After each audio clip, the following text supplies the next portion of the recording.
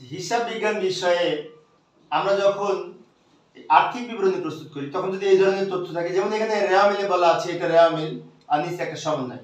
রেওয়া মিলে বলা আছে সেবা আয় 90,000 টাকা, রেওয়া মিলের ক্রেডিট দিকে দেওয়া আছে, এবং অনুপার্জিত সেবা আয় 5,000 টাকা, এটা রেওয়া মিলের ক্রেডিট দিকে দেওয়া আছে। তবে এখানে একটি বিষয়, সেবা আয়টা হচ্ছে আয় আর অনুপার্জিত সেবা আয়টা কিন্তু দায়। অনুপার্জিত সেবা আয় মানে অগ্রিম আয়, আমি অ্যাডভান্স নিয়েছি, এটি দায়।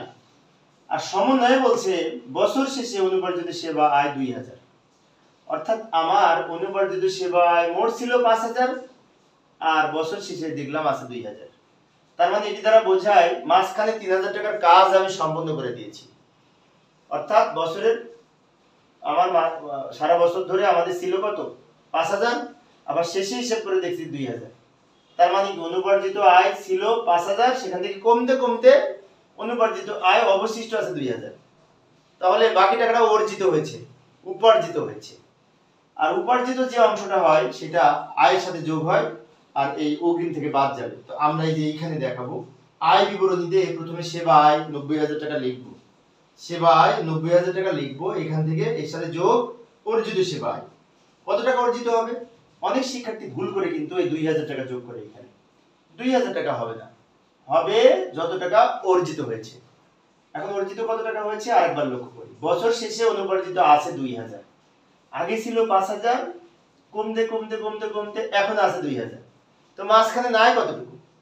3,000 টাকা। এই 3,000 টাকার কাজ আমরা খুব সম্পন্ন করে দিয়েছি, সেজন্য এটাকে বলা হয় অর্জিত হয়েছে 3,000 টাকা। কিভাবে পেলাম? এটা থেকে এটা বিয়োগ করে বাকি টাকাটা নাই যেটা, সেটা উপার্জিত হয়েছে। এইটা কি হলো? সেবা আয়ের সাথে কিন্তু যোগ হলো, কারণ অর্জিত হলে সেবা আয় বৃদ্ধি পায়, আয় বৃদ্ধি পায়। এই হচ্ছে আমাদের বিশদের বিবরণীতে লেখা। এবার আর্থিক অবস্থার বিবরণীতে কিভাবে লিখবো? আর্থিক অবস্থার বিবরণীতে যে চলতি দায়, সেই চলতি দায়ের মধ্যে অনুপার্জিত সেবা আয় যদি দেয়া আছে 5,000 টাকা লিখবো, কারণ অনুপার্জিত সেবা আয় দায় এবং চলতি দায়। এবার এখান থেকে বাদ অর্জিত সেবা আয়। এখন অর্জিত সেবা আয় কি 2,000 টাকা হবে? না, 2,000 টাকা হবে না। অর্জিত সেবা আয় হবে এখানে যেটা যোগ করেছি, এখানে যেটা যোগ করব সেটা এখান থেকে বিয়োগ করব।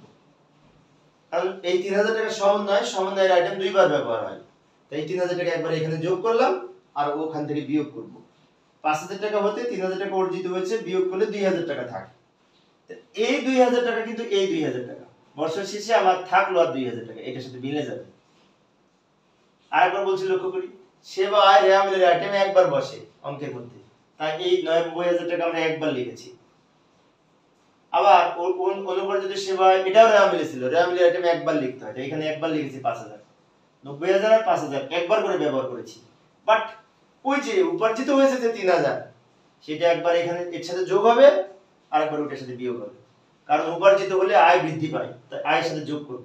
আর অগ্রিম আয় কমে যাবে, অগ্রিম আয়ের আরেক নাম অনুপার্জিত আয়, তাই অগ্রিম থেকে আমরা বিয়োগ করেছি, বাদ অর্জিত সেবা আয় বলে।